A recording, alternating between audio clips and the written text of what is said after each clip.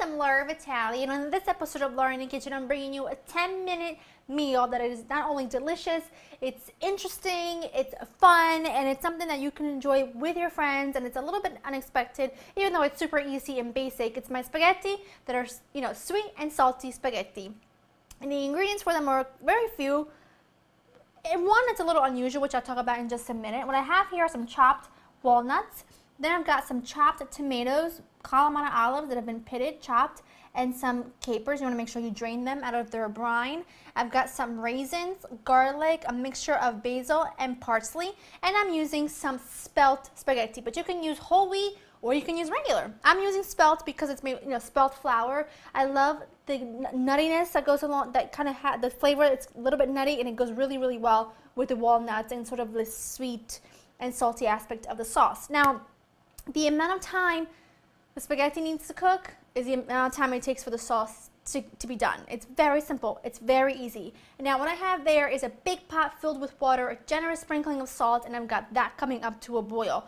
But while that happens, which is pretty much there, I'm just going to turn on my skillet. I've got some olive oil in my skillet, and to my olive oil, I'm going to add my garlic.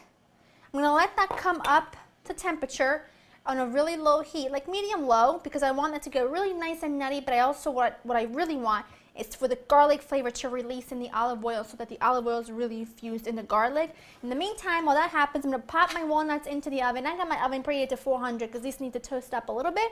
And I'm going to add my pasta to my boiling water. To my browned up garlic, I'm going to add my tomatoes, capers, and olives along with my raisins. I'm adding the raisins in at this point because they need to cook in the tomato juice that's going to release to plump up a little bit.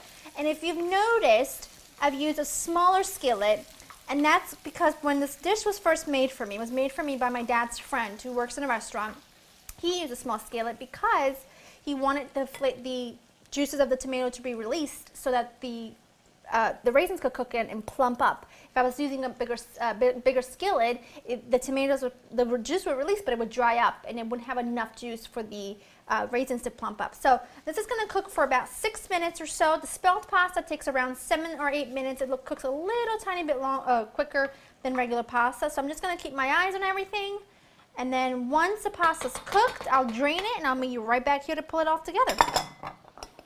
My sauce is looking perfect. I did want to mention that I did cover it with a lid just to help the steam kind of help plump those raisins really, really well. I'm going to season this with some salt and pepper. I also drained my pasta and I put it back in the same pot. So we've got plenty of room to groove and toss things around. Don't go too crazy on the salt because you've got so many salty olives and salty capers. Heaven. If you love the combination of sweet and salty and you've never thought about having it in a pasta, this is for you. Along the same lines of flavors of caponata, like the traditional eggplant stew with sweet and sour. Bomb diggity. Okay, turning this off. Putting that right into my pasta pot along with some shredded Parmigiano, of course, or grated, and my fresh herbs that I had reserved, my basil and parsley. It's quick, it's easy, it's a total crowd pleaser. There's really nothing to it, and it's really, really different. It's something different enough to be interesting, but yet it's still really, really simple. I'm going to just get some for myself. And the spelt spaghetti really does do something special with it. And then, of course, you've got to top it with your nuts because it's that crunch that takes us to another level. They were just in the oven for about 5 minutes. Just give this a good bite.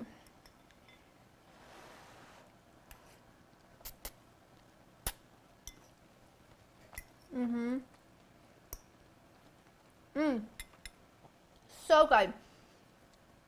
If you like a little bit more of a sauce, then make sure you reserve about a half a cup of the starchy cooking water and add it to your tomato mixture just to have a bit more sauce. But traditionally, it's not meant to be like swimming in sauce.